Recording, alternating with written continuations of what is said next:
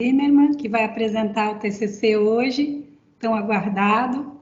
Estamos muito contentes com essa etapa, né, de formação. Agradecemos muito a presença do professor Rodrigo Pato Samota, que vai fazer suas considerações à banca, e também a presença do professor André Carlos Furtado. Agradecemos a todos os professores do Departamento de História da FURB, e também aos demais presentes aqui, estudantes do curso e todos que nos honram com sua presença. Agradecemos muito aos estudantes da República, do curso de Publicidade e Propaganda, por todo o suporte que têm dado aqui para o curso de História na realização das nossas bancas online e por tudo que a gente tem realizado em conjunto. Estamos muito contentes com a parceria de vocês e, sem mais delongas, vou passar a palavra para a Ana Carolina, desejar boa sorte, uma boa apresentação, e a gente vai ter uma ótima discussão hoje aqui. Ana Carolina, a palavra é sua.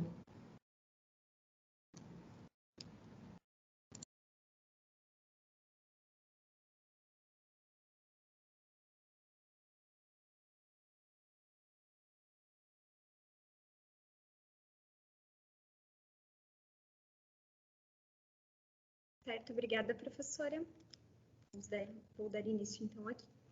Boa noite. Meu nome é Ana Carolina Zimmermann, sou acadêmica da 8ª fase do curso de História e integrante do Centro de Memória Oral e Pesquisa, o CEMOP, sob a orientação da professora doutora Cristina Ferreira.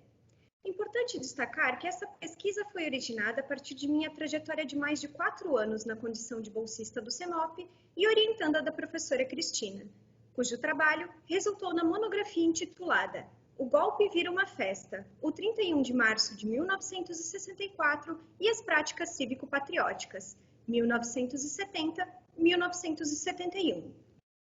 O objetivo geral do trabalho consistiu em investigar as práticas cívico-patrióticas empreendidas durante o período inicial do governo Médici, entre os anos de 1970 e 1971, com ênfase nos eventos comemorativos alusivos à data cívica de 31 de março, referenciada pelos grupos apoiadores do regime como a Revolução Democrática de 1964, e sua implementação no calendário cívico nacional para problematizar os desdobramentos de memória evocados no processo de comemoração e rememoração desse evento durante a ditadura militar brasileira, em circunstâncias pedagógicas e ritualísticas.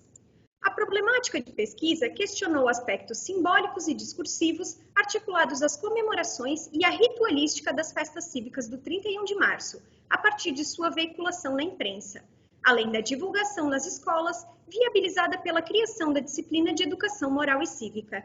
Ao considerar a atuação da censura no contexto da ditadura militar, buscou-se interrogar sobre o processo de regulação das práticas cívico-patrióticas empreendida pelos governos militares, no sentido de evidenciar as disputas em torno da reconstituição de acontecimentos históricos e seus desdobramentos no presente.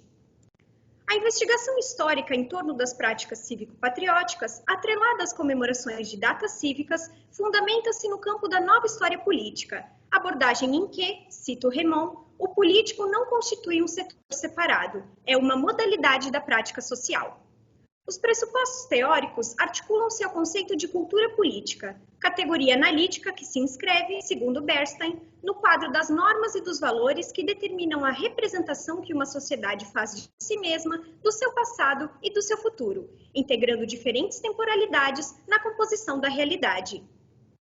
Para a compreensão de questões historiográficas vinculadas ao contexto da ditadura militar, utilizamos o conceito de modernização autoritário-conservadora, concepção que evidencia os inúmeros paradoxos do projeto político ditatorial que, conforme apontado por Pato Samota, expressava simultaneamente impulsos conservadores e modernizadores, que, por vezes, geraram ações dos usos políticos da As relações entre história e memória configuram-se na base para a problematização das práticas cívico-patrióticas, pois, no ato comemorativo, observa-se a necessidade de, citando Helenice Silva, encontrar no passado uma legitimidade histórica que permita consolidar a memória coletiva. Conforme também evidenciado por Legoff, o processo da memória no homem faz intervir não só a ordenação de vestígios, mas também a releitura desses fragmentos do passado. Alinhavando as especificidades da investigação, a análise do discurso é tomada como metodologia privilegiada na verificação de padrões discursivos voltados às comemorações de datas cívicas e da ação de memória, especificamente no âmbito da análise do discurso jornalístico e instrucional. Na abordagem ora apresentada, o discurso é tomado enquanto, cito Cardoso e Weinfels, enunciado visto a partir das condições de produção, linguísticas e sociais que o geraram. Com relação à imprensa periódica, cabe destacar que o discurso jornalístico vincula-se ao processo de cristalização de uma memória histórica possível, uma vez que, cito Mariani, toma parte no processo histórico de seleção dos acontecimentos que serão recordados no futuro. O corpus documental privilegiado neste trabalho encontra-se subdividido nas seguintes tipologias: imprensa de circulação nacional, representada pelos periódicos Folha de São Paulo e Jornal do Brasil, em um recorte que contemplou 182 notícias e manchetes vinculadas à comemoração do 31 de março, entre as datas de 28 de março a 4 de abril de 1970 e 1971, respectivamente, manuais de educação moral e cívica, princípios de educação moral e cívica e calendário cívico brasileiro, primeiro semestre, ambos de autoria de Afro do Amaral Fontoura, publicados em 1970 pela editora Aurora, Introdução à Educação Moral e Cívica, de Celso Kelly, publicado no mesmo ano pelas editoras Hepper e Rennes, e a obra paradidática Pequena Enciclopédia de Moral e Civismo, de autoria do padre Fernando Bastos de Ávila, em sua segunda edição, publicada pela FENAME em 1972. Além disso, também foi consultada a legislação vigente no período através da publicação do Diário Oficial da União. A partir desse embasamento teórico-metodológico, no primeiro capítulo do trabalho, intitulado Educar a Juventude no Civismo, Pedagogia Cívico-Patriótica e Nacionalismo em Tempos Autoritários, buscou-se contextualizar o processo de implementação da disciplina de Educação Moral e Cívica na ditadura militar brasileira. No primeiro subcapítulo, Crise do Civismo e a necessidade de afastar a juventude da subversão, são abordados aspectos vinculados à censura e à implementação da disciplina de Educação Moral e Cívica no regime autoritário, justificada pela suposta crise do civismo enfrentada no Brasil. Jarbas Passarinho, ministro da Educação na época, em prefácio escrito para a publicação Calendário Cívico Brasileiro, em 1970, afirmou que, cito a fonte, o ataque dos materialistas à sociedade contemporânea, por meio da agressão insidiosa aos seus pilares vitais, a moral e o civismo, estaria tentando inculcar uma revisão da história à base de interpretação marxista, para desmerecer os nossos pró-homens que nos legaram o Brasil odierno. Os autores dos manuais de educação moral e cívica também expressavam preocupações com a crise do civismo, parabenizando os ditos governos revolucionários por estabelecer a obrigatoriedade da disciplina e prática escolar em todos os níveis de ensino do país, através do Decreto-Lei nº 869, de 12 de setembro de 1969.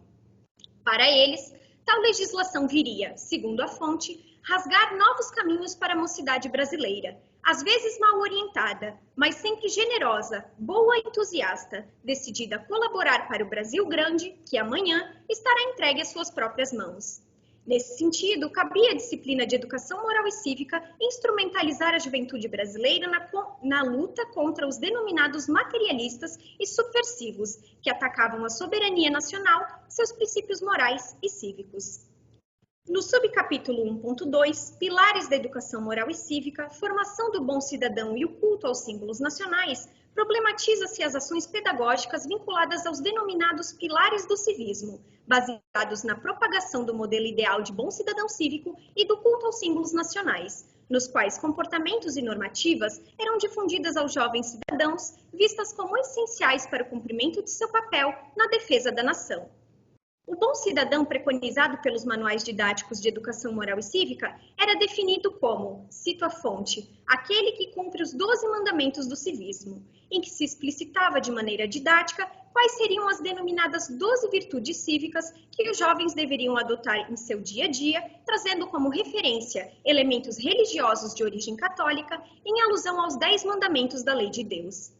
Os 12 mandamentos do civismo eram definidos a partir de princípios protecionistas e de caráter cívico-patriótico. Nesse contexto, o patriotismo passou a ser concebido enquanto elemento fundamental para a formação da cidadania, capaz de incitar, conforme a fonte, o sentimento de fidelidade nacional, para com o passado no que deixou afirmativo e para com o futuro, no cumprimento do dever de levar ao acervo espiritual a contribuição nova de cada geração. Por sua vez, o culto aos símbolos heróis nacionais, em virtude de seu caráter exemplar, ofereciam aos jovens modelos de conduta, pautados na reafirmação da soberania nacional frente às aspirações individuais. O processo de comemoração de datas cívicas pertencentes ao calendário cívico nacional assumia um papel de destaque, ao promover a lembrança de eventos considerados representativos vinculados à história pátria. O segundo capítulo intitula-se Calendário Cívico Nacional, o patriotismo ordenado pela memória, e questiona a função simbólica atribuída ao calendário cívico nacional e ao estabelecimento de festividades alusivas à data cívica de 31 de março, a denominada Revolução Democrática de 1964. No subcapítulo 2.1, intitulado De uma Revolução a Outra, o Estado Novo como fonte do governo Médici, realizou-se uma historicização acerca da composição do calendário cívico nacional entre diferentes temporalidades, evidenciando permanências e descontinuidades nos dispositivos simbólicos vinculados ao Estado Novo e à ditadura militar.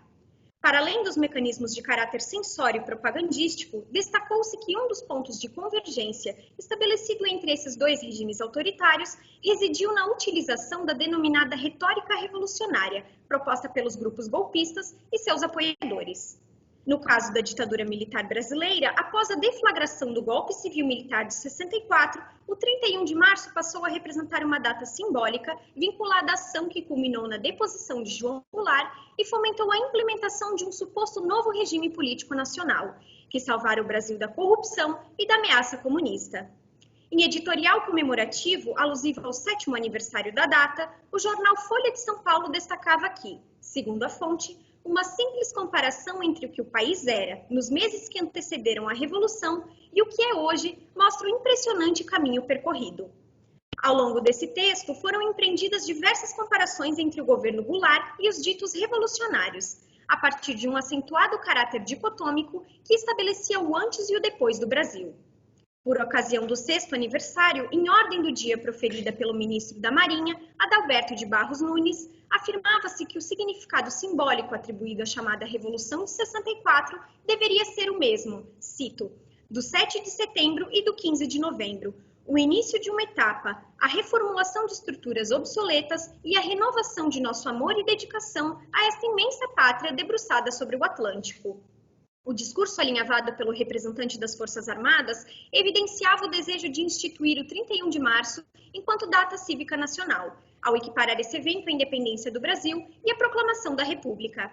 Tal questão também se refletia no âmbito das obras didáticas vinculadas ao calendário cívico nacional, embora a implementação dessa efeméride não fosse adotada por todas as publicações. O item 2.2, todo o país comemora a Revolução de 31 de março, retórica desenvolvimentista e modernização autoritária, evidencia a questão do milagre econômico e suas articulações com o ambiente comemorativo. Em tom congratulatório, o governador de São Paulo, Laudo Natel, destacava cito, milagre do espírito de março, representado pelo que denominava de nova mentalidade que se instalou no Brasil, em que o povo brasileiro se reencontrou e descobriu ao mesmo tempo seus próprios caminhos. A mudança de mentalidade exposta pelos discursos políticos evidenciava outro fator de extrema valorização no âmbito do regime militar, ligado ao caráter enaltecedor do trabalho. Para além de dignificar a existência humana, já que, conforme apontado pelos manuais, raramente um indivíduo pode ser ao mesmo tempo trabalhador e mau elemento social, o trabalho configurava-se em um dever moral e cívico de, cito, servir a coletividade e a nação, cooperando com o Estado em prol do alcance de todas as suas potencialidades. Tanto os discursos comemorativos quanto os instrucionais direcionavam a temática do trabalho de modo a convocar os brasileiros para a participação no desenvolvimento econômico e social do Brasil. No último capítulo, a Revolução Democrática faz aniversário, discursos e desfiles festejam o 31 de março de 1964, são abordadas as peculiaridades delegadas à comemoração cívico-patriótica vinculada à efeméride, entre os anos de 1970 e 1971 para problematizar os desdobramentos de memória evocados no aniversário do golpe civil-militar de 64 e sua promoção enquanto data cívica pertencente à história política do Brasil. O item 3.1, discursos e pronunciamentos comemorativos e o ideal de salvaguarda da democracia, tensionou discutir os mecanismos de legitimação política atrelados ao contexto comemorativo, sobretudo no que tange à questão do discurso de salvaguarda da democracia. Em artigo comemorativo publicado em 1970, o governador do estado de São Paulo, Abreu Sodré, buscava compreender, cito, o dever ser da democracia brasileira, imperativamente situada no contexto da Revolução de 31 de março. Portanto, ressaltava-se a especificidade vinculada à democracia implementada a partir do golpe civil-militar em 64. Longe de conseguir mascarar o caráter autoritário do regime, as publicações didáticas justificavam a necessidade de uma democracia controlada, ressaltando que, cito, o terrorismo, a subversão e a violência, transformados em armas contra o regime democrático pelos inimigos da democracia, obrigam o regime a defender-se, limitando e controlando as liberdades. Nesse sentido, as limitações presentes na democracia controlada eram justificadas pelos próprios grupos apoiadores do regime, como fruto da missão de salvar a própria democracia. O subtítulo final, intitulado A Ritualística do Golpe, Programações Festivas e Desfiles Cívico-Patrióticos, problematiza elementos ritualísticos que reverberavam no contexto comemorativo, com ênfase para as programações festivas que privilegiavam a adesão da juventude. Considerando a suposta crise do civismo enfrentada, era necessário reafirmar o culto aos símbolos nacionais em eventos de caráter cívico-patriótico, como no caso das comemorações alusivas à denominada Revolução de 64. Tal questão pode ser observada a partir do detalhamento das programações festivas, como no caso de São Paulo, em que, cito, a grande manifestação popular dispôs de desfile de mais de 10 mil escolares, organizado pela Prefeitura em homenagem às Forças Armadas, situado em frente ao QG do 2º Exército. Além disso, as comemorações na capital paulista contavam com a adesão do Centro da Juventude 31 de Março, indicativo da criação de uma instituição destinada à juventude e que congregava em seu próprio nome a data alusiva ao ideal político vinculado ao movimento de 64. O próprio Decreto-Lei 869, que institucionalizou a disciplina de Educação Moral e Cívica, previa o estímulo para a criação dos centros cívicos, ou também chamados clubes de civismo. A nomenclatura dada a esses centros era considerada aspecto de muita relevância pelos manuais didáticos, que afirmavam que a personagem histórica ou acontecimento homenageado deveria, cito a fonte, constituir objeto de lembranças frequentes e, se cabível, de estudos continuados efetuados pelos membros do clube, de modo a transformar-se em fonte de inspiração cívica do mais alto valor. Deste modo, é particularmente interessante observar a menção honrosa da data cívica de 31 de março por um centro destinado à juventude, questão que se manifesta pelo fato desse acontecimento constituir-se patrono da instituição, além da própria participação ativa do centro cívico em torno das comemorações alusivas à efeméride. Considerações finais. Desde a deflagração do golpe civil-militar em 64, as forças políticas heterogêneas que articularam a tomada do poder permaneceram em constante conflito no tocante à elaboração de um projeto político para a ditadura militar. Nesse sentido, ressalta-se a aplicabilidade do conceito de modernização autoritário-conservadora enquanto chave de leitura não somente para problematizar iniciativas econômicas e sociais, mas, sobretudo, culturais e pedagógicas.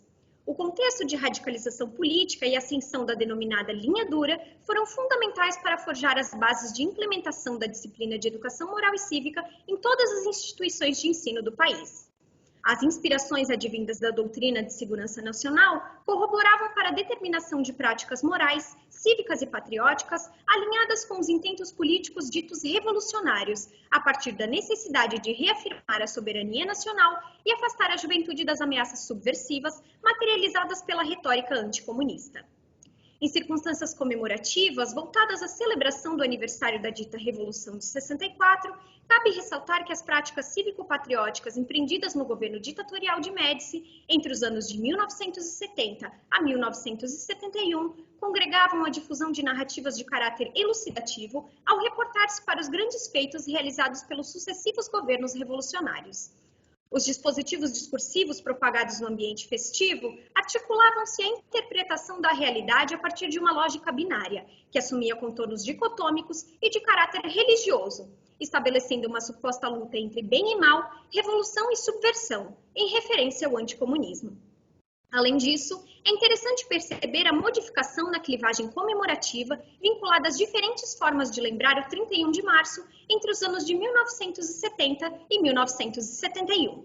Em 1970, as programações festivas contaram com ampla participação das principais capitais do país, congregando civis e militares em desfiles e cerimoniais de caráter espetacular.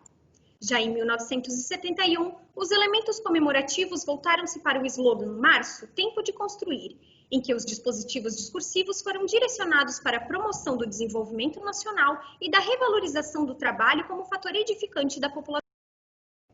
Por fim, cabe destacar que os dispositivos de memória vinculados à legitimação da ação golpista difundiam uma miríade de discursos e simbolismos gestados com a intenção de promover e enaltecer as mudanças significativas e paradigmáticas ocasionadas pela dita Revolução de 1964, com destaque para sua ação defensiva de salvaguarda da democracia e dos valores tradicionais cristãos. Ao passo que determinados acontecimentos históricos eram abordados sob um ponto de vista positivado, cobria-se arestas e omitia-se aspectos como a violência e perseguição política, assim como o caráter inconstitucional da tomada de poder. Na sequência, apresento algumas das referências bibliográficas utilizadas, assim como as fontes históricas. Muito obrigada.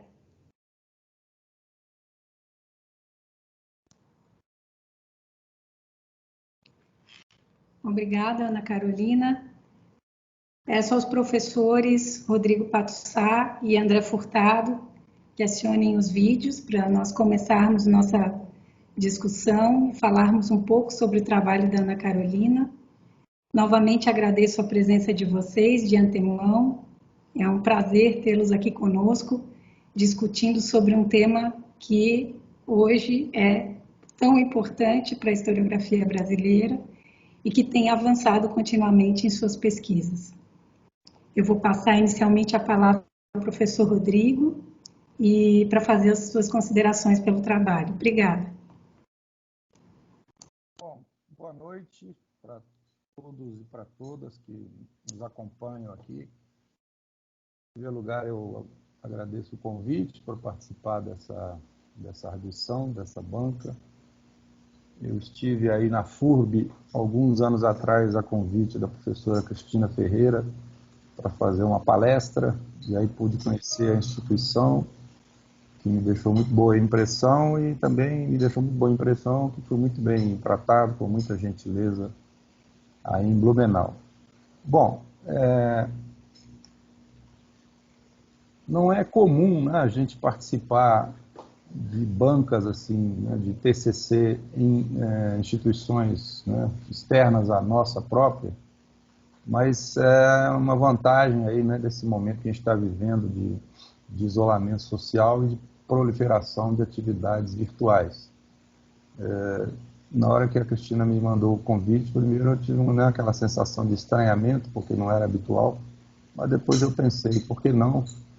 E também pensei em aceitar, e aceitei por causa do tema do trabalho, que me interessa bastante.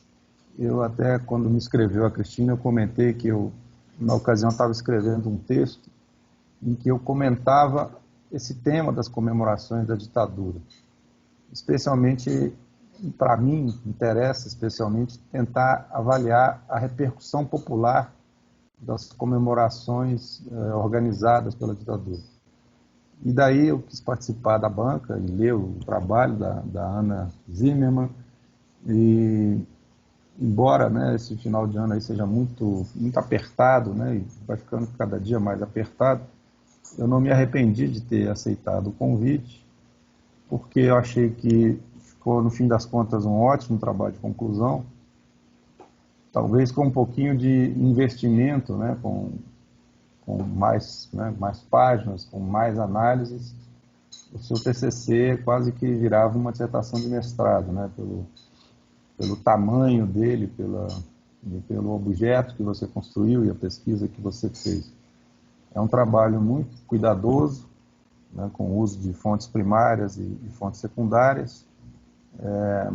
Uma reflexão muito bem organizada, né? O texto está muito bem escrito, como estava também a sua apresentação aí inicial. Eu penso, então, que o trabalho ficou muito consistente e convincente também. Nas partes iniciais do TCC, você apresentou basicamente uma síntese da produção historiográfica e nessa síntese, nesse trabalho de análise que você faz com base na historiografia, você mostrou muito cuidado no diálogo com os autores, né? Você mostrou um respeito, né, ao dialogar com a bibliografia de referência e com o cuidado das citações, né, adequadas, e, às vezes até talvez com muitas citações, né, mas você foi, acho que é correto, né, essa preocupação de estar em diálogo com a bibliografia de referência. É na parte final do TCC que me parece vem o resultado mais original da sua pesquisa e que para mim se torna mais interessante, né, que é quando você entra nas comemorações da data do 31 de março, que é a data do golpe, e para os seus defensores e apoiadores, né, é o que eles chamam da data da Revolução. Aliás, que é uma data disputada também, né? Se é o 31 de março, se é o 1º de abril. Você não entrou nessa discussão, mas ela é interessante. Eu já digo de cara que eu acho que é mais correto datar pelo 31 de março, faz mais sentido do que o 1º de abril. O 1º de abril é mais uma estratégia de ridicularização do golpe da ditadura do que uma data que seja convincente, né, para se referir a esse evento. Enfim, mas voltando, você então, né, tratou das comemorações do 31 de março no fim, mas acabou ocupando, né, com esse tema uma parte pequena do seu TCC. Eu fiquei com vontade, né, que tivesse ido mais longe nessa análise. Fiquei curioso. De qualquer maneira, o seu TCC, né, ficou muito bem executado. Esse fechamento aí com a data e as comemorações do 31 de março ficou muito bem feito. E eu acho, então, que, né, o seu trabalho é muito bem sucedido. Na minha opinião, merece aprovação com a nota máxima aí do curso, né? Não sei qual que é a referência do curso, mas eu sugiro isso e parabenizo a você e a Cristina, porque o texto indica, né, que a orientadora tem uma participação importante aí no desenvolvimento do trabalho, o que nem sempre é o caso, né? Então é importante orientar a aluna e a professora. Bom, então, por essa introdução, como está claro, né, eu não tenho objeções importantes ou questionamentos sérios que comprometam o resultado do trabalho. Mas eu tenho alguns comentários, algumas perguntas e algumas sugestões também que eu passo a apresentar para a gente dialogar. Eu gosto sempre de começar pelo que eu acho mais importante, e aí eu vou começar exatamente por esse tema das comemorações do 31 de março, que eu já disse, o que me interessou mais, eu acho que é a parte mais original do seu trabalho, da sua pesquisa. Inclusive, eu tenho uma sugestão aí. Eu acho que você poderia investir nesse tema para um possível projeto de mestrado, que eu imagino que seja, né, a sua intenção com todo esse investimento que você fez nesse TCC. Eu acho que não existem, pelo menos eu não conheço, estudos de pesquisa de maior fôlego sobre as comemorações da data do 31 de março.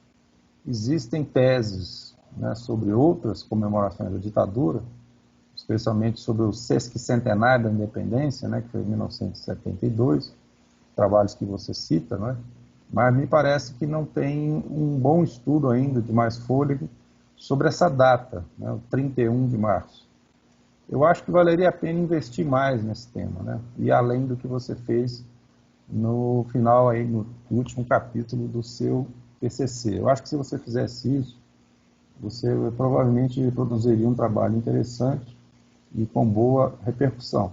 Mas eu acho que, certamente, né, você teria que ampliar o recorte e estudar as comemorações do 31 de março desde o início, eu acho que desde 1965, né, que é a primeira comemoração, e chegando aí ao fim da ditadura, né, se for possível. Seria interessante comparar, né, esses diferentes momentos. Do seu trabalho aí, isso aponta aí, né, uma pequena comparação entre a comemoração de 1970 e a de 1971, mas você não vai muito longe, né, você mais cita as fontes aí, né, cita como a imprensa e algumas figuras da ditadura falam, né, de 1971. Eu acho que seria muito interessante, então, uma visão aí de médio prazo, né, dessas comemorações da ditadura. E por que eu acho isso? E daí uma sugestão também de acrescentar uma preocupação a uma outra pesquisa que você não mostrou muito nesta pesquisa. Nessa pesquisa você, me parece, estava mais interessada em estudar os discursos da própria ditadura e os discursos da imprensa, né, sobre a ditadura, sobre o civismo, sobre as comemorações, os objetivos da ditadura. Eu acho que seria muito interessante ir além disso e investigar qual foi o alcance político dessas comemorações, ou seja, até que ponto a ditadura de fato conseguiu utilizar as comemorações de 31 de março para alcançar os seus objetivos políticos. Em primeiro lugar, né, e eu que estou colocando em primeiro lugar, porque eu acho isso mais interessante, o objetivo da ditadura de tentar se popularizar e de se legitimar utilizando, né, as comemorações do 31 de março, tentando transformar numa data cívica que significaria enaltecer, né, o golpe e a própria ditadura. Me parece que esse era um objetivo fundamental, né, com as comemorações. E um segundo objetivo, também igualmente importante, que ao comemorar, e isso você enfatiza mais, né, a ditadura pretendia incentivar o civismo e o patriotismo autoritário entre os cidadãos e especialmente entre os jovens, né? Fica muito claro aí o grande investimento na juventude. Aliás, eu fiquei lembrando aí, enquanto lia seu trabalho, né, de quando eu era criança, me recordei das festividades cívicas que havia na escola, de marchas dentro da escola, não me lembro da bandeira, mas havia umas marchas que se fazia ali dentro e a bandeira era carregada, né? E aí a professora escolhia as crianças que iam carregar a bandeira, né? E aí havia uma certa disputa para carregar a bandeira brasileira nesses momentos. Mas eu só me lembro dentro da escola, não me lembro fora da escola. Mas, enfim, é só uma recordação aqui, né, de como esse investimento da ditadura na juventude tinha realmente esse efeito ali, embora eu não sei dizer se se incutiu em mim mais ou menos patriotismo. Eu me lembro até para dizer como é que às vezes havia contradiscursos, né? Numa ocasião, eu comentei em casa que eu tinha, no dia lá eu tinha carregado a bandeira, e aí o meu irmão mais velho me fez como a gente diz aqui, fez uma gozação comigo, né? Ou seja, ele ridicularizou comigo a ideia do patriotismo e da bandeira. E isso me marcou, me lembro até hoje, né? Me despertou assim para uma outra visão, né, sobre esse tema do patriotismo. Bom, então eu queria, aqui em casa estão uns ruídos aqui, eu não sei se vocês estão ouvindo aqui, mas acho que agora vai parar. Eu queria explorar mais com você, então, e te perguntar sobre o aspecto dos resultados políticos alcançados pela ditadura nas comemorações do 31 de março e avaliar qual foi a capacidade efetiva de mobilização em torno dessa data. Você mostrou, né, no seu texto, um cuidado crítico, né, e um distanciamento em relação às suas fontes, que é muito necessário, muito importante, A uma certa altura, né, falando principalmente dos livros de educação moral e cívica, né, os manuais, você comentou que nem sempre, né, todos os livros, né, nem todos os livros de manuais de moral e cívica aceitaram a data cívica do 31 de março, né? Não incluíram, né, entre as datas cívicas de referência. Você mostrou, então, né, um certo distanciamento, e eu anotei aqui, uma certa altura, você fala que esse fato, né, de que nem todos os livros mencionavam essa data, nos remete a considerar as disputas envolvidas no reconhecimento simbólico desta data cívica, o 31 de março, pela população brasileira. Ou seja, você levanta uma dúvida aqui no texto, né, e sugere que provavelmente havia uma disputa simbólica em torno do 31 de março, o que quer dizer, nem todo mundo aceitava, né, comemorar o dia do golpe, o dia da ditadura. Então você no texto mostra esse distanciamento. A minha questão é tentar explorar um pouco mais. Eu queria te perguntar, a partir da pesquisa que você fez, se você encontrou mais evidências sobre a participação popular nessas comemorações do 31 de março. Esse tema, né, é um tema chave na historiografia, como você, né, mesma falou no começo do seu texto, porque ele envolve a questão do apoio social à ditadura, ou consenso, né, em torno da ditadura. Eu não gosto muito de usar o termo consenso para a ditadura, para qualquer ditadura, acompanhando alguns autores que entendem que só dá para pensar em consenso quando você tem um regime político e um sistema político mais aberto, mais livre, em que as pessoas possam manifestar-se, manifestar a sua adesão, o seu consenso ao governo, mas também manifestar a sua insatisfação, né, a sua oposição. No caso da ditadura é difícil falar, portanto, num consenso livre, né? Daí eu prefiro, em vez de consenso, usar o termo apoio. Né? Muitas pessoas apoiaram a ditadura, aderiram a ela, né? Isso é indiscutível. E esse é um tema importante da historiografia, que eu acho que a gente deve aprofundar mais nos próximos anos. E exatamente uma das formas de fazer isso, esse apoio social à ditadura, é estudar essas comemorações. E as festas do 31 de março me parecem mais importantes ainda, porque essa data, né, é a data da ditadura. Porque, por exemplo, o Sesc Centenário, e os outros anos lá em que se comemorou, né, a data da independência, é uma comemoração cívica nacional que ultrapassa a ditadura, né, ou seja, é uma data da pátria. Então, comemorar, né, a data da independência durante a ditadura não significava necessariamente apoiar a ditadura. Era uma data nacional de todos, né? É claro que as pessoas contrárias à ditadura se sentiriam constrangidas de participar de uma festa do 7 de setembro organizada pelos militares. Mas para aqueles cidadãos menos politizados, participar do 7 de setembro não era necessariamente apoiar a ditadura. Então é por isso que eu quero enfatizar que a data de 31 de março ela é politicamente até mais importante, porque ali era uma data específica da ditadura. E aí quem aceitava comemorar essa data, obviamente, era uma pessoa que apoiava a ditadura e tinha aderido a ela. Enfim, então, minha pergunta para você é, nos registros que você estudou, especialmente da imprensa,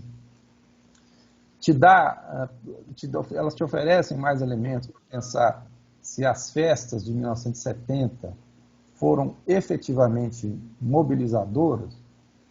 Me impressionaram os dados que você apresentou, né, dos desfiles escolares de 1970, que mobilizaram milhares de estudantes, e centenas de escolas.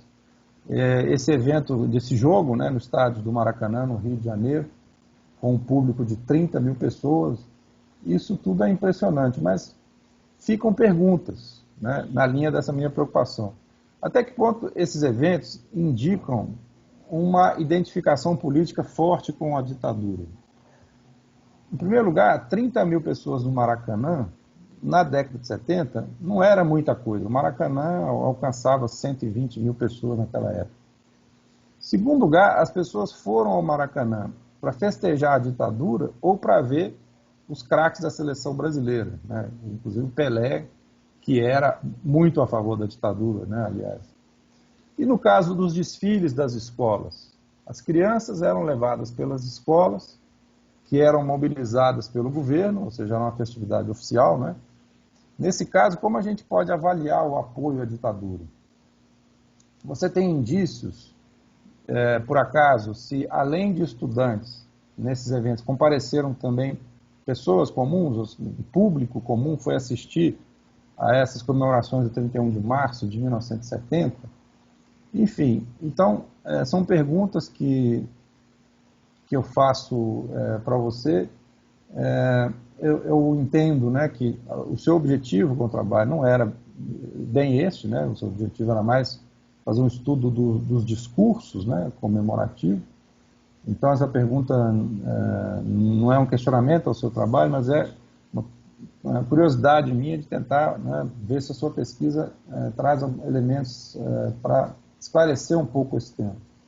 E reiterando, eu acho que isso é um caminho muito interessante a ser trilhado, porque interessa, né, aos estudos sobre a ditadura, tentar avaliar melhor como é que era, afinal, esse apoio à ditadura. Era apoio majoritário, não era majoritário, era um apoio forte, não era um apoio forte. Enfim, o fato de, e você indica aí, né, de que nem todos os livros didáticos de moral e cívica aceitaram essa data como uma data cívica, é algo que me acende um alerta, né?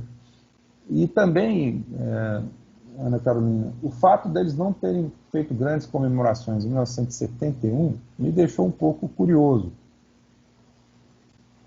Inclusive, isso ficou mais claro para mim só no final, porque você faz uma citação sobre o fato de que em 71 eles não fizeram grandes comemorações. Você fala isso antes de ter falado que em 1970, né, houve um grande investimento nos festejos do 31 de março.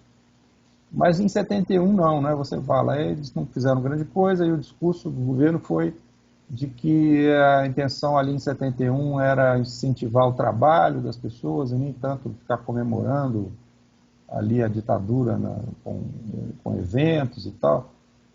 Nesse ponto até, Carolina, eu acho que você aceitou muito o discurso aí da imprensa e do governo sem problematizar. Eu quis problematizar isso, porque me ocorreu o seguinte: se as comemorações de 31 de março de 1970 foram muito impactantes, foram muito populares, de fato, por que razão a ditadura não iria repetir em 1971?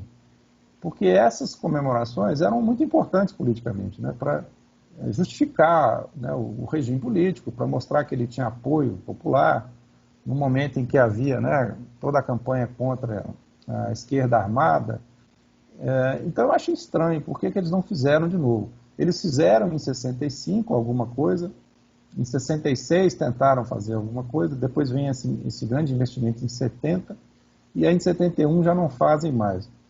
É uma coisa assim que me deixa, né, uma pergunta no ar sobre, de fato, qual foi o resultado dessas festividades de 1970. Então, enfim, isso para te perguntar, né, e tentar ver o que você acrescenta ao que você já falou, mas é uma fala minha também para te sugerir que continue com esse tema, que ele me parece que ele tem muita relevância. Então, a ideia é não estudar, além de estudar os discursos, né, da ditadura que a imprensa reverberou, estudar também como isso impactou, né, como essas práticas comemorativas foram recebidas pela população. Não é um estudo fácil de fazer, mas eu acho que é possível fazer. Então, essa é a questão principal que eu queria comentar. Aí, se eu tiver tempo, eu passo para as questões mais simples. Eu acho que vai dar tempo. Eu economizei aqui nas observações. Primeira coisa é sobre o título do TCC. Eu acho que ficaria mais preciso se você incluísse no seu título que é um estudo também sobre os discursos. Porque o seu título está assim, o golpe, que aliás é interessante começar assim, né? O golpe vira uma festa. E aí depois o 31 de março de 64 e as práticas cívico-patrióticas. Mas, na verdade, você estudou mais os discursos do que as práticas, né? Então, eu acrescentaria o 31 de março de 64 e os discursos e as práticas cívico-patrióticas. Eu acho que ficaria mais preciso. Bom, um outro comentário também simples é sobre o DOI-CODE, sobre a sigla. Na página 21, você usa a fórmula CODE-DOI, que você está acompanhando aqui o Carlos Fico nesse momento. Mas eu queria, lá para frente, depois você coloca o correto, que é DOI-CODE. O correto é DOI-CODE, não é CODE-DOI. Eu vi isso uma vez num evento que teve na Unicamp. Isso foi em 2004, né, quando se comemorou 40 anos do golpe.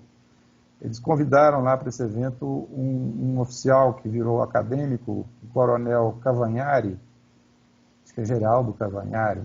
E aí, no meio da apresentação dele, ele fez uma brincadeira dizendo, olha, alguém começou a falar CODE-DOI, mas não é assim, o correto é DOI-CODE.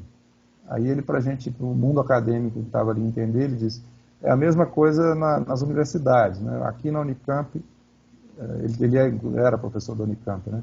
Aqui tem o Instituto de Filosofia e Ciências Humanas da Unicamp, se eu não estou enganado, né? O IFISH, e tem a Unicamp. Então a sigla é IFISH Unicamp, não é Unicamp IFISH.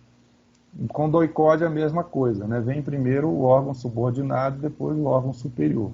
O DOI era subordinado ao CODE. Então o correto é DOI-CODE. Bom, um outro comentário, por volta da página 28, ali, mais ou menos, nesse lugar você fala um pouco da censura. Você está falando, né, você estava falando dos discursos a favor da ditadura, e aí você inclui a censura como algo que dialoga com isso. Ficou até um pouco assim, um pouco digressivo essa discussão sobre a censura. Eu não sei se era necessário você fazer. Mas já que você fez, Ana Carolina, eu acho que faltou consultar alguns autores que são importantes nessa discussão sobre censura, como a Miliane Garcia, como o Douglas Marcelino, a Adriana Setteni, e agora a Ana Marília Carneiro, que ganhou o prêmio, ganhou a menção honrosa da CAPES de tese de doutorado esse ano. São pessoas que trabalham com a censura e que fazem uma análise assim, mais refinada sobre a relação entre censura política e censura moral, que no final das contas está mais claro hoje, né, que tem uma separação entre censura política e moral, mas não é uma separação absoluta, porque, evidentemente, quando o Estado, né, faz uma censura moral, ela também tem, né, um caráter político, e vice-versa, né? E aí também tem uma discussão aí sobre a aceitação da censura na época, que é uma coisa que você comenta, mas você não aprofunda, é que muita gente achava aceitável a censura moral, né, a censura dos costumes, a censura, né, na televisão, nos periódicos, na censura para evitar discursos, né, questionadores da moral, imagens sobre sexo. Muita gente achava isso aceitável na época. Mas, ao mesmo tempo, algumas dessas pessoas não achavam aceitável a censura à imprensa, a censura política, né?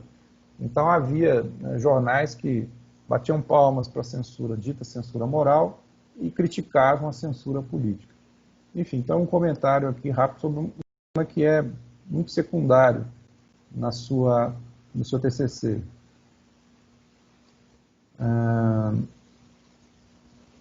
Você usou duas vezes essa expressão aqui, a primeira na página 47, que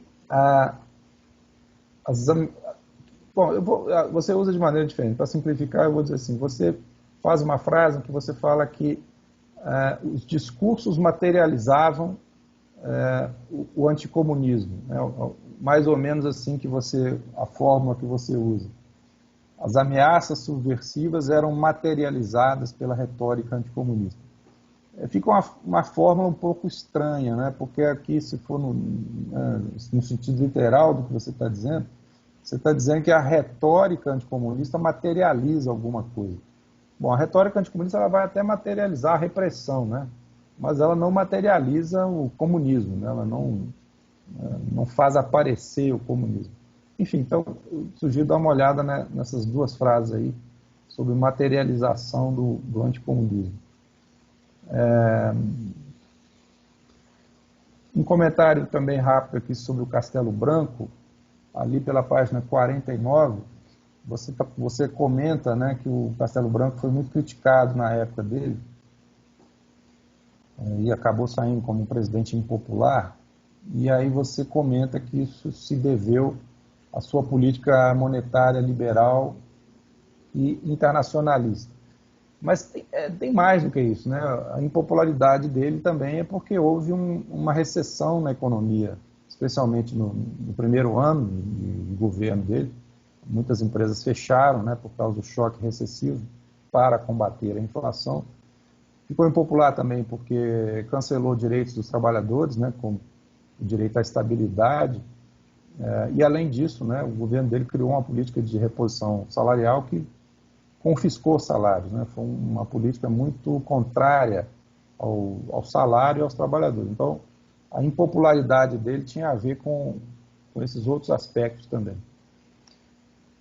E aqui, uma passagem sobre economia também, na página, mais ou menos na página 58, que você fala, acompanhando uma parte da historiografia, que a ditadura teve uma política social, né, que ela ampliou alguns direitos sociais. Acho que você está citando o Zé Murilo de Carvalho. Aqui a gente pode pensar, por exemplo, no direito à aposentadoria ou pensão, né, para os trabalhadores rurais, né, que foi criado durante a ditadura, por exemplo. Ou a criação da Previdência Universal, né, do INPS. E, de fato, isso aconteceu. Mas, ao mesmo tempo, é importante de complementar, a ditadura também tirou direitos sociais, né? Entre eles, aquilo que eu mencionei da estabilidade dos trabalhadores. Então, acho que você devia acrescentar isso aqui, porque senão também fica parecendo que a ditadura foi uma maravilha, né? E aqui, também na página 58, uma correção aqui que você falou de distribuição de renda, né? Você falou assim, que a ditadura foi excludente, mas teve uma forte distribuição de renda. Na verdade, é o contrário, né? Teve uma concentração de renda. Então, corrige aqui, porque nesse caso é erro mesmo.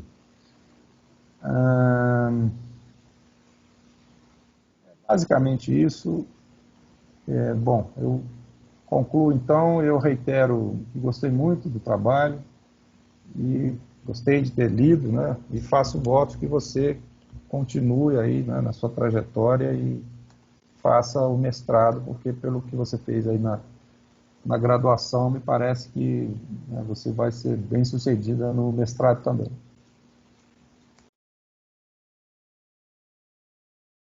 Muito obrigada, professor Rodrigo. Vou passar a palavra para o André Furtado, para ele fazer as considerações dele. André, por favor. Boa noite a todos. Vocês, por gentileza, me ouvem e veem bem? Agora sim, estamos vendo. Porque eu tive um problema com a internet aqui, um momento, me desculpem. Bom, boa noite a todos. Eu gostaria de agradecer o convite, né, para participar de mais essa banca, dos trabalhos de conclusão de curso da Universidade Regional de Blumenau. Agradeço muito o convite da professora Cristina Ferreira e da Ana Carolina, agora formando praticamente, né? É sempre um prazer falar com vocês, porque as discussões são sempre muito profícuas, não é? Eu quero também cumprimentar o professor Rodrigo Patussá, quem admiro muito e conheço o trabalho, né, desde os tempos de graduação, quando também fui aluno da professora Cristina Ferreira. Bem, é difícil falar, inclusive, depois do senhor, né? E eu começaria, aliás, pelo que foi comentado mais ao término do trabalho, né? Mais ao término da arguição, melhor dizendo, que foi a questão do título, porque eu tinha a exata observação idêntica ao que o professor Rodrigo fez. Né? Então, reforço aí a fala dele nesse sentido, Ana. As práticas até aparecem, mas, na verdade, inclusive pelo que você delimita como recorte de temática, temporal, etc., você enfatiza mais os discursos, tá?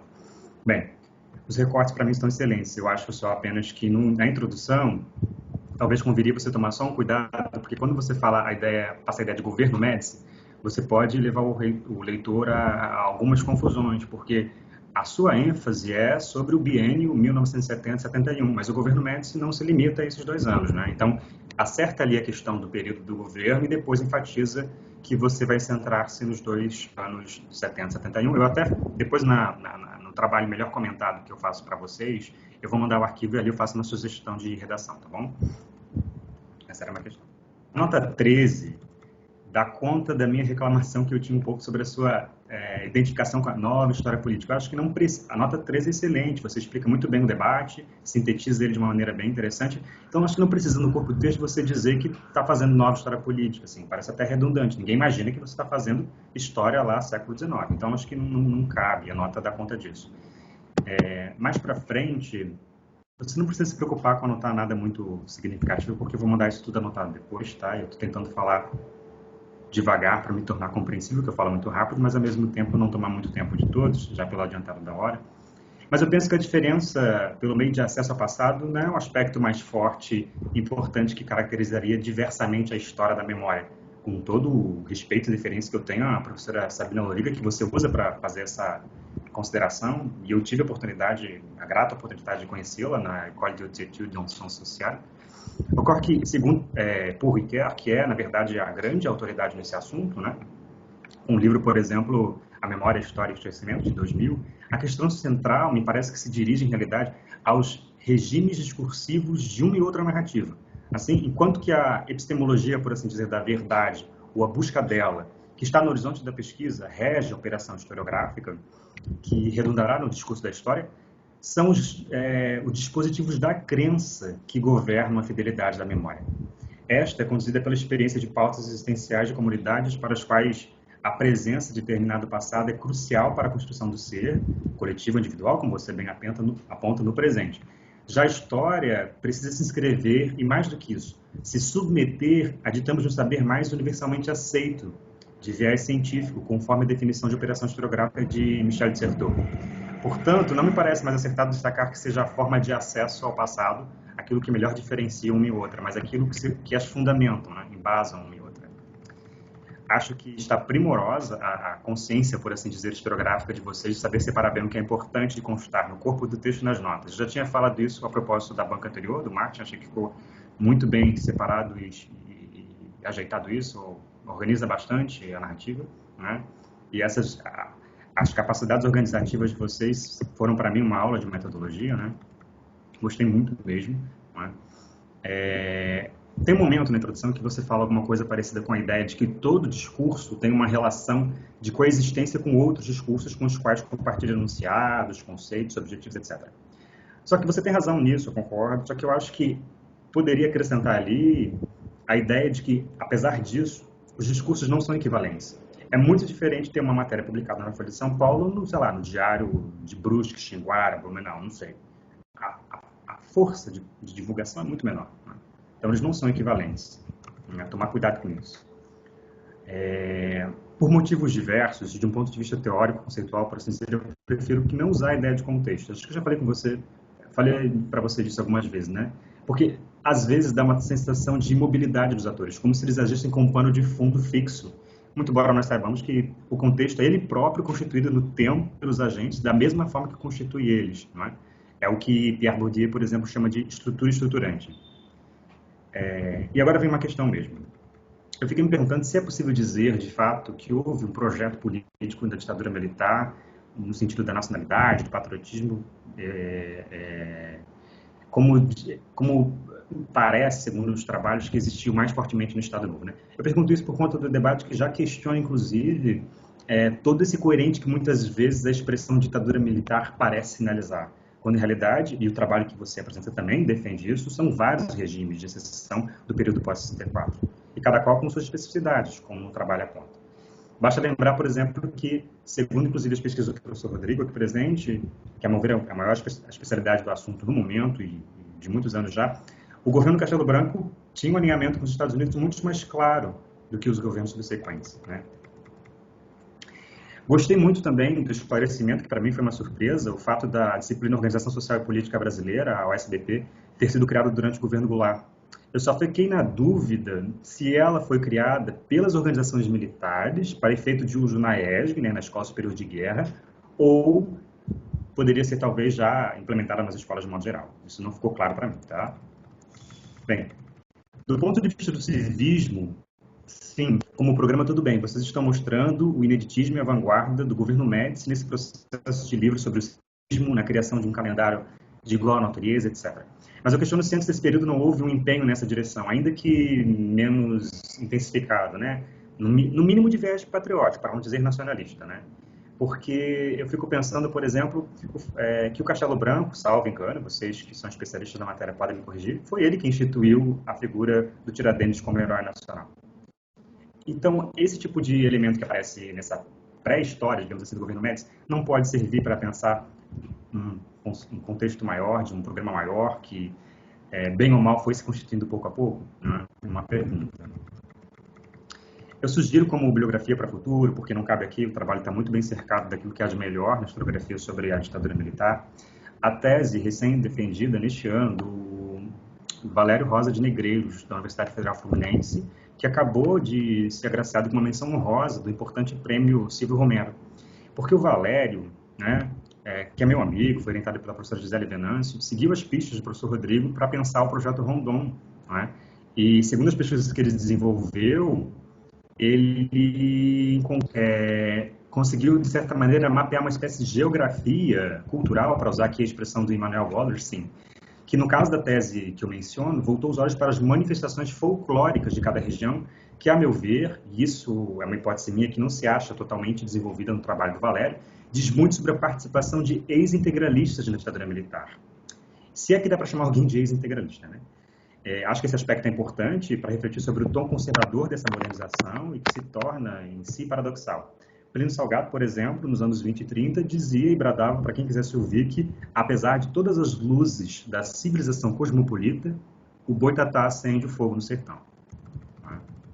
Curiosamente, uma outra questão interessante que eu acho bom pontuar para pensar, para refletir sobre esse paradoxal período, é pensar que o mesmo Jarbas Passarinho que ataca em determinado momento que você mostra através dos discursos, acho que na página 23, os grupos ditos materialistas ou subversivos, era o idêntico ministro que não censuraria ou não censurou os livros de Karl Marx nos cursos de Ciências Humanas daquele período. Então, assim, a gente sabe que não existe coerência na vida humana, né? A tal da ilusão biográfica, né? E no governo autoritário isso sequer figura como um integrante dos dicionários ideológicos, por assim dizer.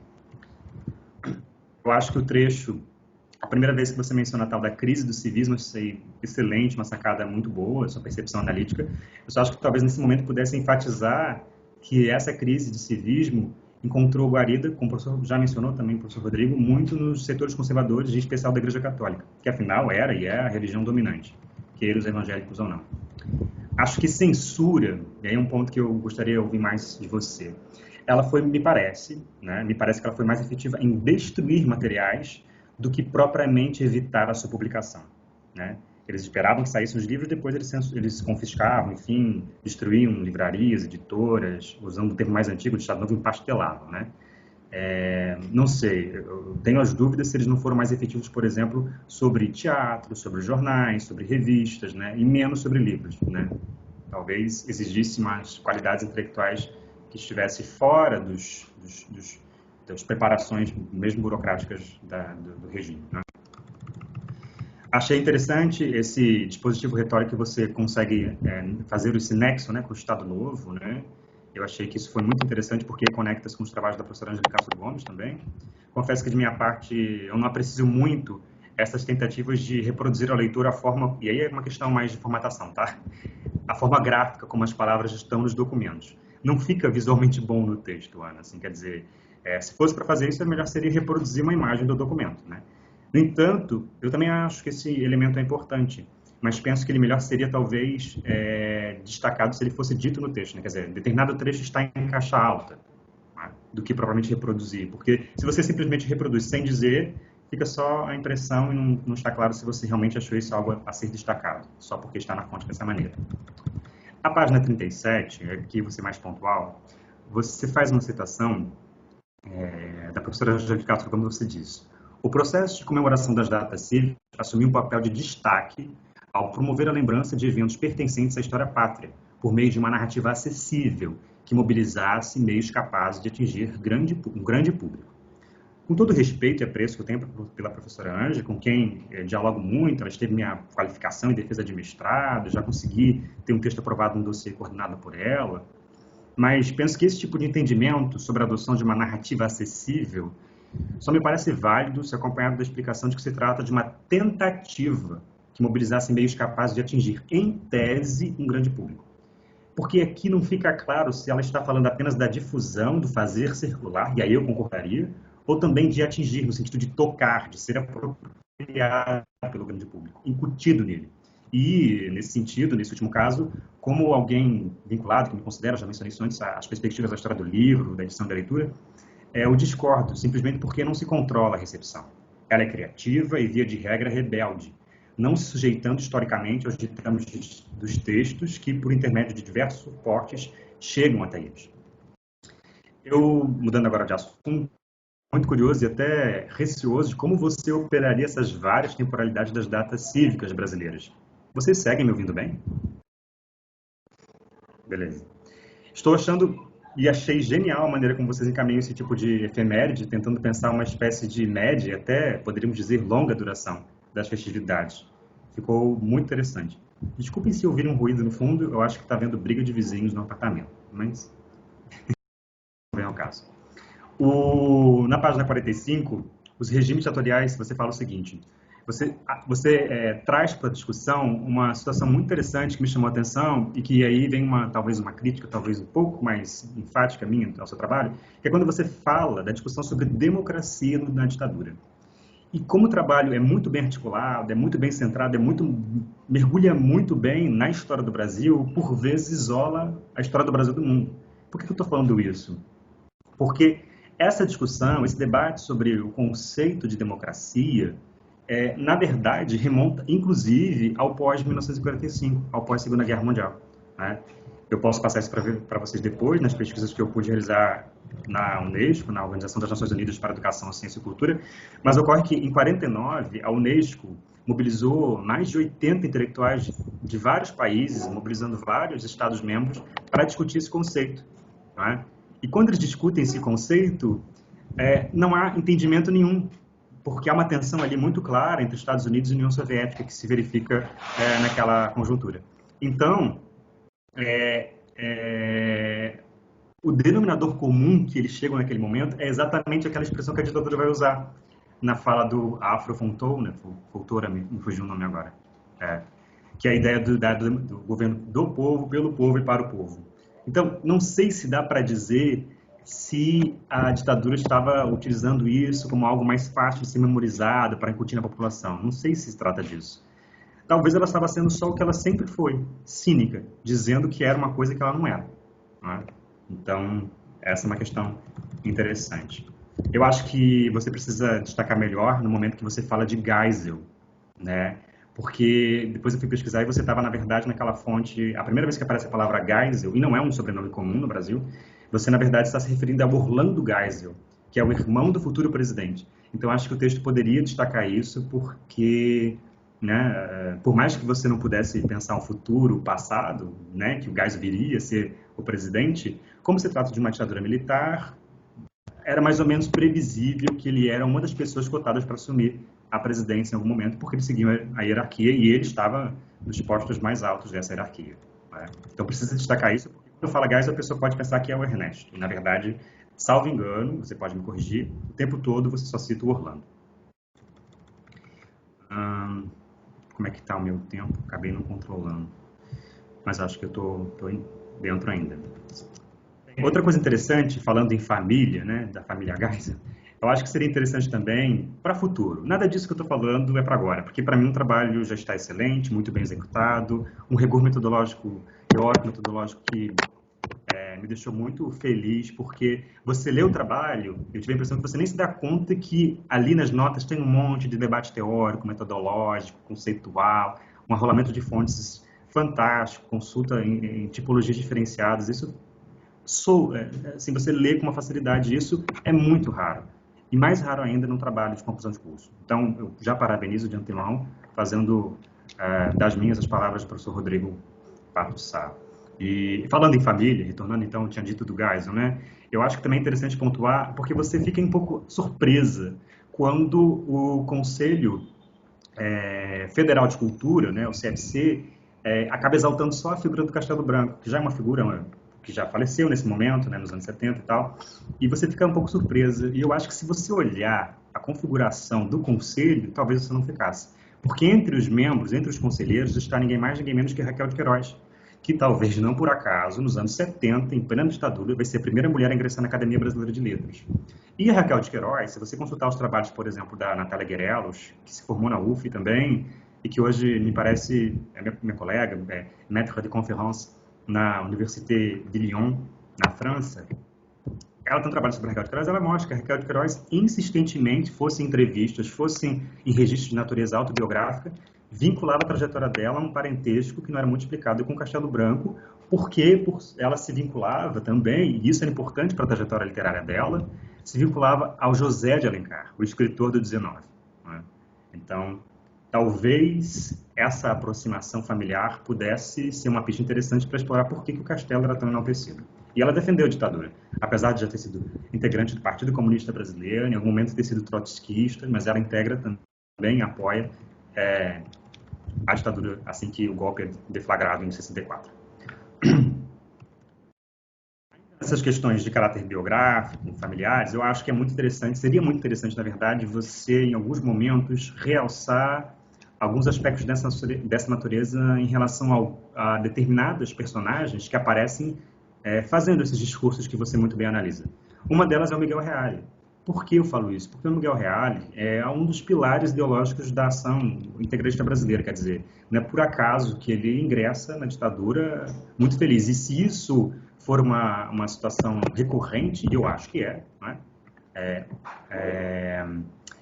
É interessante pontuar essa questão porque mostra como, apesar da vinculação que você estabelece com o Estado Novo, esses laços são mais antigos, tá?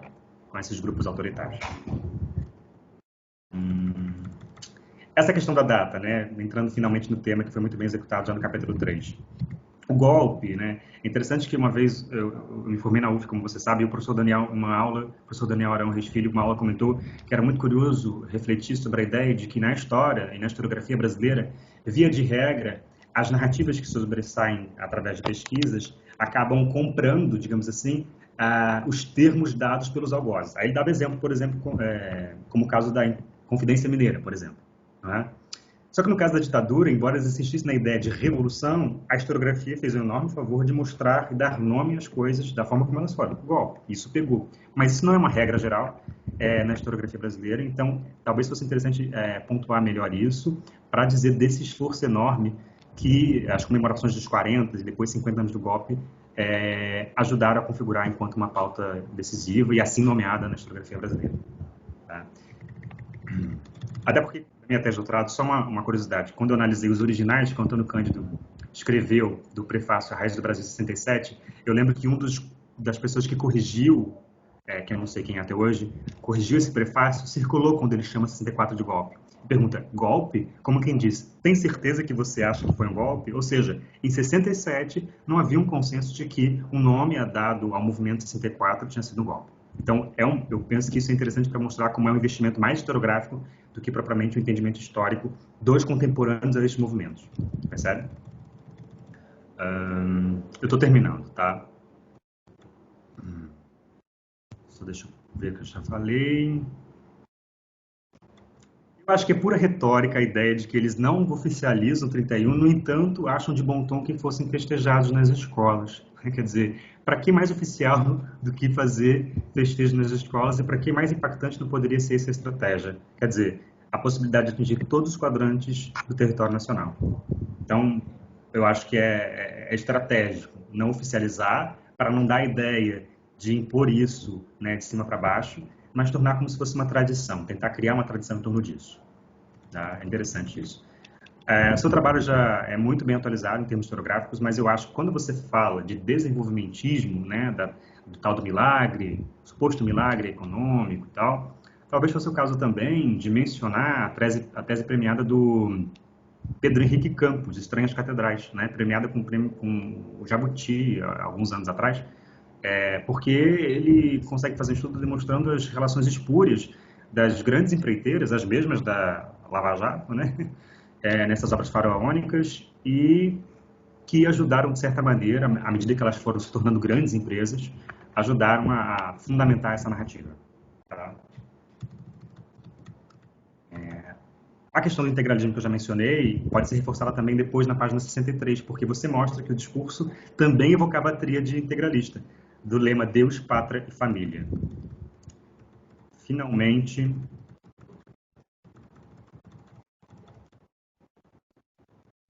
falei da questão do Unesco, não é? Muito bem, o Alessandro Portelli, que para mim é um dos melhores pensadores que faz reflexões sobre a ideia de memória. Só que eu acho que, apesar de usá-lo bem, você poderia talvez fazer os investimentos seus. Quer dizer, eu fico me perguntando em que medida, na verdade, a nossa atual conjuntura, o nosso atual contexto, não, de certa maneira, impacta nas suas escolhas de pesquisa, nas suas interrogações. Não precisa ser algo muito extenso. 2 ou 3 linhas, um parágrafo na introdução poderia fazer esse link, porque eu tenho certeza que isso está no seu horizonte quando você está pensando nessa pesquisa. É interessante pensar que, apesar dos esforços da ditadura, né, e aí eu vou contar um caso breve, familiar, com o qual eu vou encerrar a minha fala, praticamente, é que a ditadura se esforçou tanto para incutir as cores do civismo, verde e amarelo, fazer concurso de desenhos, de redação, hasteia a bandeira, canta o hino, decora não sei o quê, e, no entanto, a história foge ao controle deles, né? Meu pai conta que ele apanhou muito na escola, ele era uma criança nesse período, porque nesses concursos de desenho ele insistia em pintar a bandeira do Brasil de vermelho, e aí ele apanhava da professora com a régua. Só que ocorre que anos depois descobriram que ele era daltônico, quer dizer, que ditadura é essa preocupada com a educação, não é? Que não conseguia verificar esse tipo de coisa que era elementar, ou parece elementar hoje para os profissionais da nossa área, né? Quando você está em sala de aula, perceber os seus alunos. E aí, eu fiz só um comentário destacando 2 palavras. Eu acho que o seu trabalho representa avanço e ineditismo, né? 2 palavras que definem, no meu entendimento, uma pesquisa que, ainda que seja sua estreia oficial, considerando assim um texto de maior fôlego, claro, como historiadora formada, porque essa já é a minha leitura, estamos diante de uma profissão, uma colega de profissão, você não deixa de contribuir com as historiografias e estudos sobre os regimes autoritários que sucederam ao pós-1964, sendo que, pelo tamanho do trabalho, é muito mais do que uma monografia, por mais que já seja muito. Pois tem estrutura de uma investigação de mestrado, como o professor Rodrigo já enfatizou também, trabalho empírico de dissertação e domínio teórico metodológico de mestre. Mas como o título e o grau aqui conferido será bacharelado e licenciado, fica a minha intimação, e agora eu vou ser ditatorial, para o seu ingresso no mestrado acadêmico, ou se já estiver ministrando aulas, eu não sei, a gente não se fala a tempo, quem sabe também possa considerar a possibilidade, por que não, de mestrado profissional. Há muitos excelentes no nosso país, e no estado de Santa Catarina também.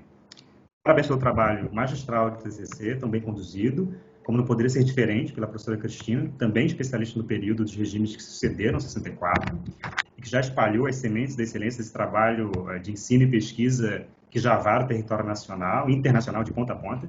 Fiquei muito feliz com o convite, que se converteu, ao fim e ao cabo, numa oportunidade, né, para eu aprender mais sobre esse período. Foi ótimo ouvir o professor Rodrigo e agora a Ana, a mais nova especialista na matéria. Muito obrigado. Muito obrigada, André. Eu vou passar a palavra para a Ana Carolina, para ela fazer as considerações. Ana, não temos muito tempo, infelizmente, mas a palavra é sua. Certo, eu vou tentar ser sucinta também para não me alongar, tendo em vista o avanço do tempo, mas primeiramente agradecer imensamente, né, os professores, o professor Rodrigo e o professor André, pelas inestimáveis contribuições, sobretudo a professora Cristina, né, na condição de minha orientadora e parceira aí nessa trajetória.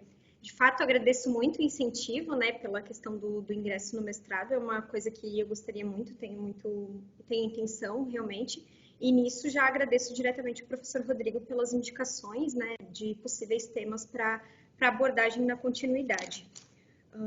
Vejamos aqui. A questão de pensar nessa a recepção das festividades, a adesão popular.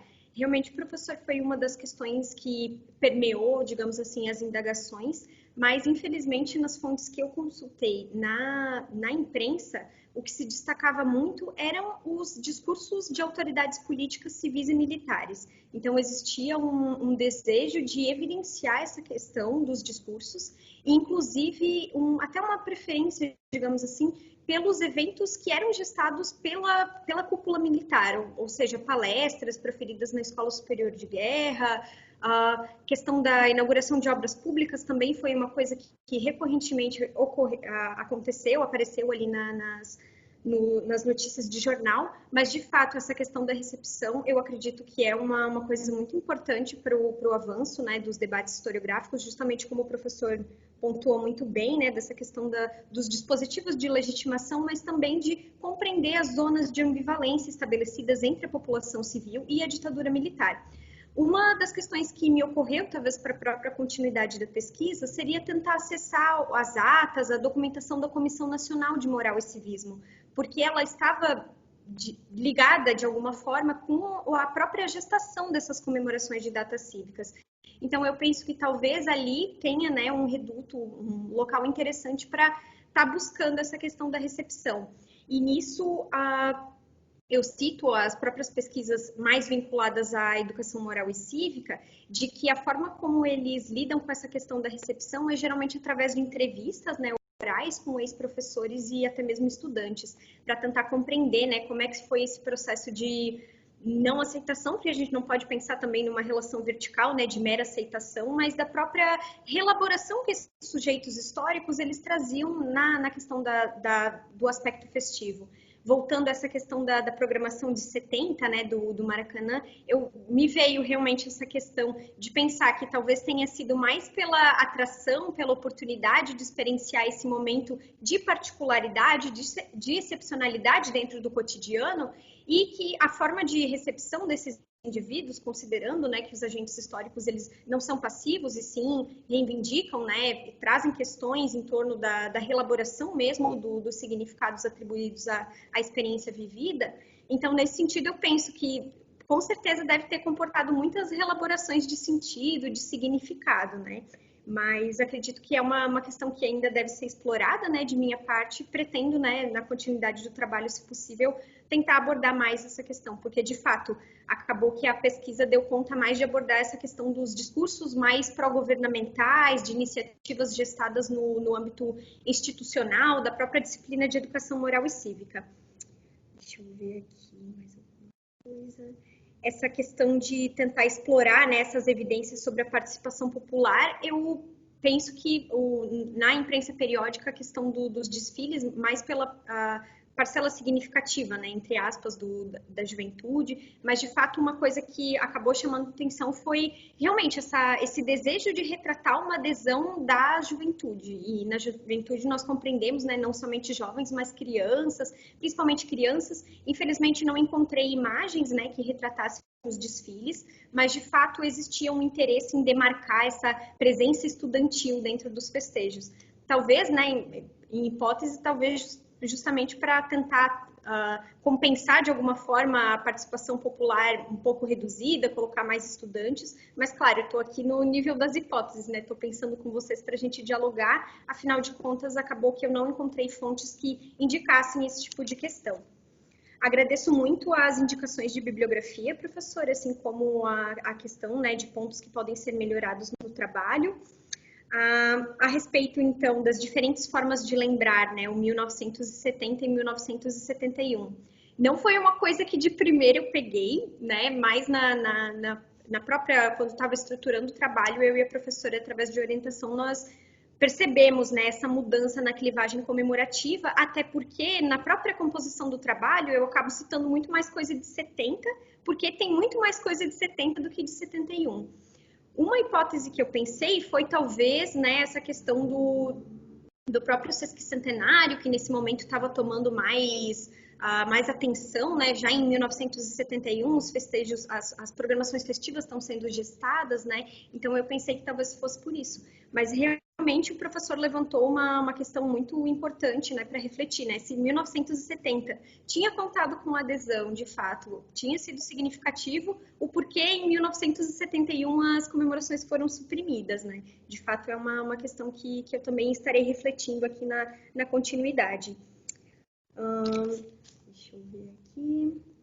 A questão da subversão e do anticomunismo, eu concordo com o professor, eu acho que a própria questão da conceitualização do que seria subversão nesse contexto talvez ficou um pouco desmobilizado, eu acredito que seja um ponto para melhorar, porque, de fato, a questão da subversão, ela tinha referência a essa questão do anticomunismo, da ameaça dos materialistas, dos marxistas, mas também estava ligado com aspectos que o professor mesmo mencionou, né, dessa questão da censura de diversões públicas, eles tinham uma preocupação demasiada com a questão da prostituição, da banalização da família, do sexo livre, né, que esses materialistas estavam tentando inculcar na sociedade. O próprio Jarbas Passarinho, ele ressalta muito isso.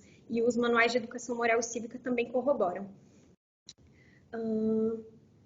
Na questão do Castelo Branco também irei tomar mais atenção, assim como no debate sobre ampliação dos direitos sociais. Mas, de maneira geral, agradeço muito o professor e estarei conversando com a orientadora, né, para a gente ver que pontos daria para melhorar para agora, mas na continuidade, com certeza, são coisas muito valiosas. Muito obrigada.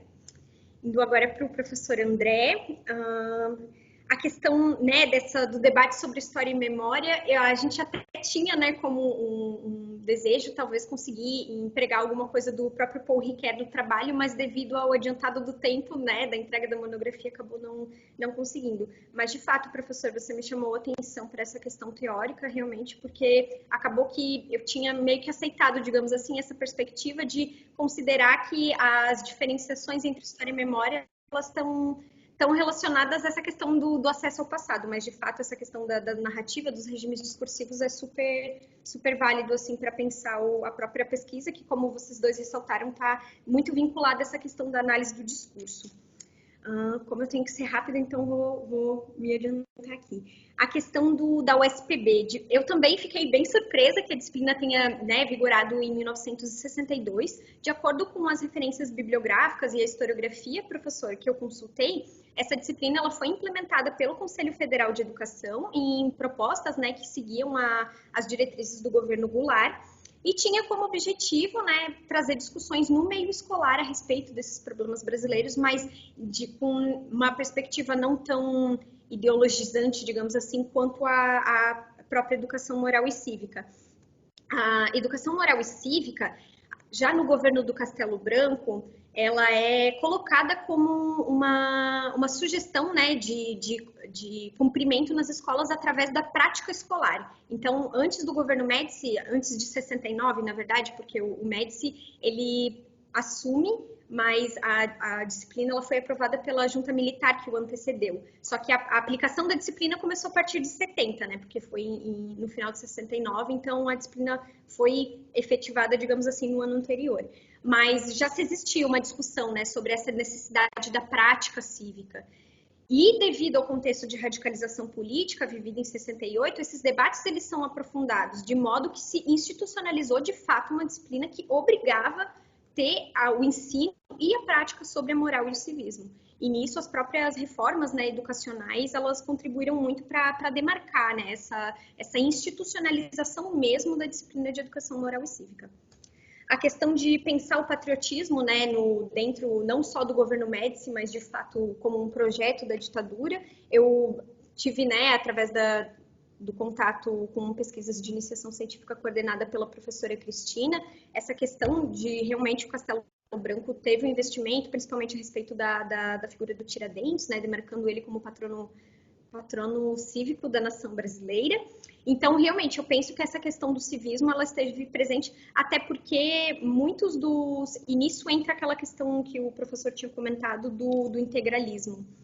Teve um filão de fontes que, infelizmente, a gente não conseguiu abordar no trabalho, mas que eles demarcavam que a Revolução era um ponto de ruptura em relação ao governo Goulart, mas que ela tinha antecedentes que foram extremamente importantes para demarcar esse ideal dito revolucionário. E nisso entra o próprio movimento integralista, né, como, digamos assim, a proto-revolução. A Revolução de 30 como uma revolução autêntica, porém, foi o Getúlio Vargas que desviou, né, que subverteu os valores dessa tradição revolucionária, mas que em 1964 os grupos, né, atuantes na articulação do golpe tinham conseguido resgatar esse ideal. Então, também é uma questão que me interessou muito, né, no percurso da pesquisa e que eu pretendo, na continuidade, talvez abordar de alguma forma, né, essa questão de foi um ponto de ruptura, mas em relação ao governo instituído, né, anteriormente, do João Goulart. Mas eles demarcavam uma linha sucessória, digamos assim. A Revolução era o ápice, a Revolução de 64, entre muitas aspas, né, era o ápice desse momento. Questão da narrativa acessível também vou verificar, né? E como eu já citei, os trabalhos de educação moral e cívica para tratar da recepção, eles utilizam os estudos que analisam os manuais, eles utilizam a história oral, né, para fazer esse debate. É bem interessante, ainda está, né, nessa fase de novos trabalhos, então realmente é uma área que tem muito que ser explorado ainda. A própria questão dos acervos dos manuais de educação moral e cívica é uma questão que vem sendo construída agora, né? Essa questão da censura, eu sempre penso, pelo menos no recorte, né, temporal, temático, historiográfico da pesquisa, a atuação da Comissão Nacional de Moral e Civismo. É uma coisa que recorrentemente eu penso, porque eles atuavam diretamente na revisão dos livros. Então, por exemplo, o texto do Afro do Amaral Fontoura, o livro, né, tenho ele materialmente, ele tem um carimbo de acordo com a Comissão Nacional de Moral e Civismo. Enquanto que o do Celso Kelly, que é o outro, ele tem o carimbo da Comissão do Conselho Federal de Educação. Então, eu até, né, escolhi os dois justamente porque eles trabalhavam com linhas diferentes. Realmente era só o Orlando Geisel, o presidente, né, o futuro presidente eu não utilizei, mas vou demarcar essa questão melhor. E eu acho que seria isso, professor, para não me alongar também, não tomar muito o tempo de vocês. A questão do projeto Rondon, eu agradeço, né, a indicativa de referência, eu até utilizo um trabalho que, inclusive, foi de um orientando do professor Rodrigo, né, o Gabriel Amato de Lima, em que ele estuda essa questão do projeto Rondon e dos discursos nacionalistas vinculados à juventude. Então, o projeto Rondon em si é um indicativo muito interessante para a gente pensar essas práticas cívico-patrióticas aportadas em preceitos autoritários que foram difundidas na ditadura. Mas, enfim, espero que eu tenha conseguido responder de alguma forma. Agradeço novamente muito, né, pelas contribuições e é isso. Muito obrigada. Obrigada. Nós agora vamos nos retirar rapidamente, assim esperamos, para deliberar sobre a banca. E já voltamos aqui para essa sala.